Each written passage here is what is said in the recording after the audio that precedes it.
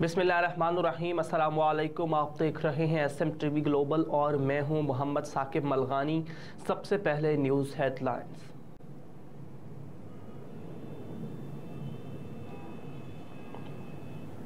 Cipher case में इमरान खान और शाह महमूद कुरैशी पर फर्द जुर्म आयद ना हो सकी। खुसूसी अदालत के जज ने अडियाला जेल में साइफर केस की समाअत की, जिसमें अदालत ने गुज़िश्ता समाअत पर फर्द जुर्म आयद करने के लिए आज की तारीख मुकर्रर कर रखी थी। साइफर केस की मंगल के रोज़ होने वाली समाअत में चेयरमैन PTI इमरान खान और शाह महमूद कुरैशी पर फर्द जुर्म आयद ना हो सकी, जिसके बाद अदालत ने फर्द जुर्म की कार्रवाई अगली समाअत तक मुकर्रर कर दी है।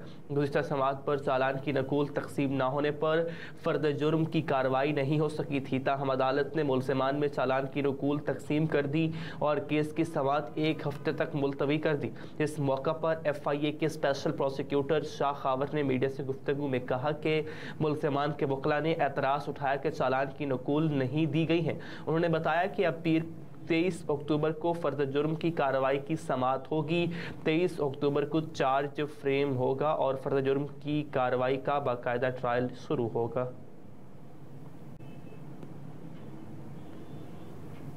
जनूबी और शिमाली वज़ीरिस्तान में सिक्योरिटी फोर्सेस की कार्रवाइयाँ, 2 दहशतगर्द हलाक। जनूबी और शिमाली वज़ीरिस्तान में सिक्योरिटी फोर्स की कार्रवाइयों में 2 दहशतगर्द हलाक हो गए और पाक फ़ौज के 2 सिपाहियों ने जामे शहादत नोश किया। पाक फ़ौज के शोबा ताल्लुकात आमा ISPR के मुताबिक जनूबी वज़ीरिस्तान में सिक्योरिटी फोर्सेस और दहशतगर्दों में झड़प हुई, जिसमें 1 दहशतगर्द हलाक और 1 ज़ख्मी हो गया। ISPR का कहना है कि दहशतगर्दों के खिलाफ बहादुरी से लड़ते हुए सिपाही साजिद आजम शहीद हो गए।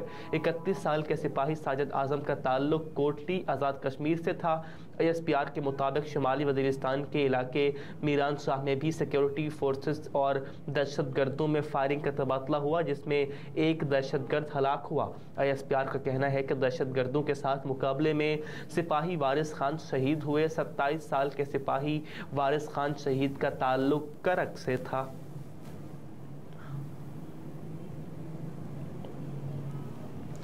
वफाक और सूबों के दरमियान हम आहंगी ना होने के बायस टैक्स वसूली कम हो रही है। आलमी बैंक का कहना है कि वफाक और सूबों के दरमियान हम आहंगी ना होने के बायस टैक्स वसूलियाँ कम हो रही हैं। टैक्स इस्लाहात पर अमल दरामद करने से मईशत में टैक्सेस का हिस्सा 2% बढ़ सकता है।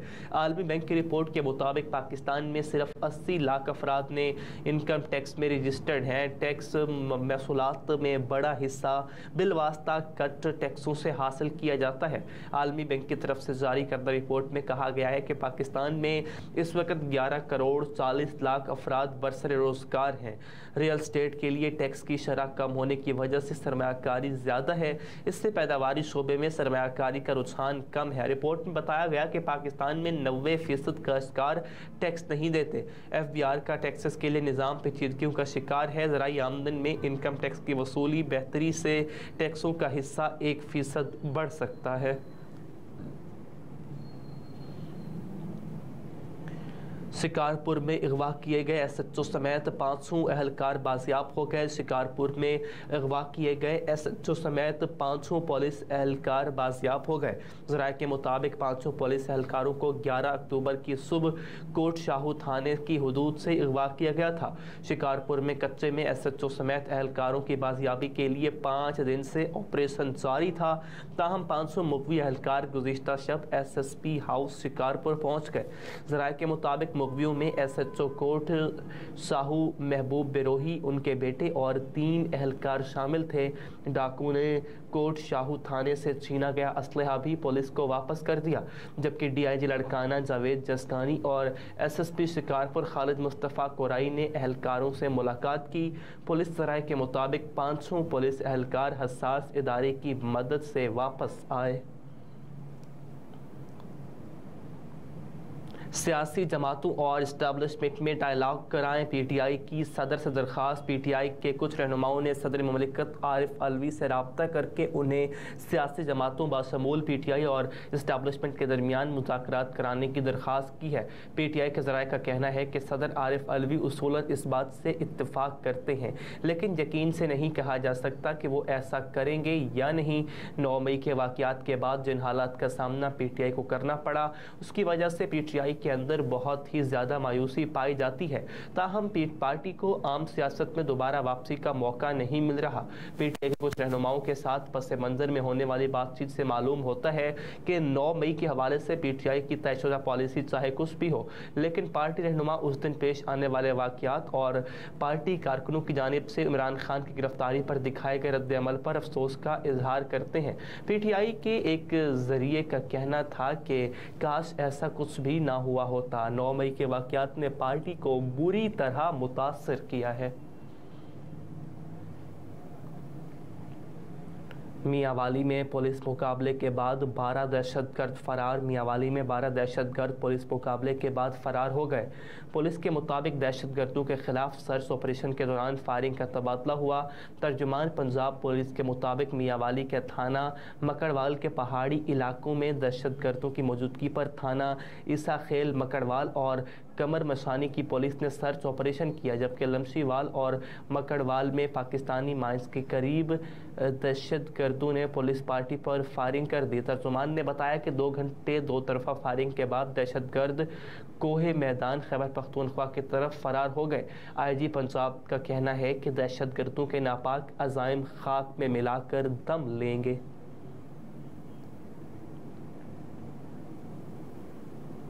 साबिक कप्तान शाहिद आफरीदी की बहन इंतकाल कर गई। ज़राए के मुताबिक मरहूमा कराची के निजी अस्पताल में ज़ेर इलाज थी। उनके इंतकाल की इत्तला शाहिद आफरीदी के भाई मुश्ताक ने सोशल मीडिया पर दी। मरहूमा की नमाज जनाजा आज दोपहर बाद नमाज ज़ोहर डिफेंस फेज़ 8 की ज़करिया मस्जिद में अदा की गई। गुज़िश्ता रोज़ शाहिद आफरीदी ने अलील बहन की सेहत याबी के लिए सोशल मीडिया पर सारिफीन से दुआ करने की दरख्वास्त की थी।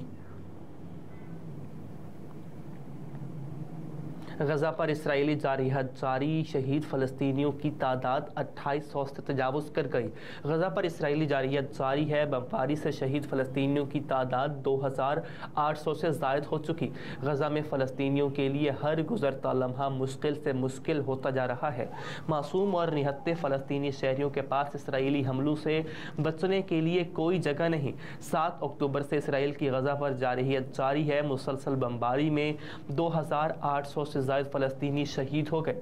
शहीदों में 1000 से ज़ायद बच्चे और 4000 से ज़ायद ख़वातीन शामिल हैं। फ़लस्तीनी वज़ारत सेहत के मुताबिक इसराइली बमबारी में अब तक 10,000 से ज़ायद अफराद ज़ख्मी हैं, जबकि इसराइली बमबारी से तबाह इमारतों के मलबे का 1000 से ज़ायद फ़लस्तीनियों की लाशें मलबे में दबे होने का ख़दशा मौजूद है। इसराइल ने फ़लस्तीन से जंग तवील होने का धमकी दे दी है। अमरीकी वज़ीर ख़ारिजा एंटोनी ब्लिंकन से मुलाकात में इसराइली वज़ीर दिफ़ा ने कहा कि इसराइल को अमरीकी हिमायत हासिल है। बहरा रूम में भी अमरीकी बहरी बेड़ा मौजूद है। ये जंग तवील होने वाली है और इसकी कीमत भी बड़ी होगी। तल अवीव में अमरीकी वज़ीर ख़ारिजा एंटोनी ब्लिंकन से मुलाकात में इसराइली वज़ीर दिफ़ा का कहना था कि अमरीका हमारा अजीम इत्तेहादी है। अमरीकी आला हुकाम रोज़ इसराइल आ रहे हैं। उन्होंने कहा कि हम ये जंग इसराइल के लिए, यहूदी लोगों के लिए और इसराइल अमरीका के मुश्तरका इक़दार के लिए जीतेंगे। इस मौके पर एंटोनी ब्लिंकन का कहना था कि इसराइली हुकूक और इसराइली दिफा की हिमायत अमरीकी अज़्म बल्कि अमरीका की जिम्मेदारी है। इसराइल को हमेशा अमरीका की हिमायत हासिल रही है। और वर्ल्ड कप में ऑस्ट्रेलिया के खिलाफ अहम मैच से कबल पाकिस्तानी टीम के 2 खिलाड़ी मुकम्मल फिट हो गए।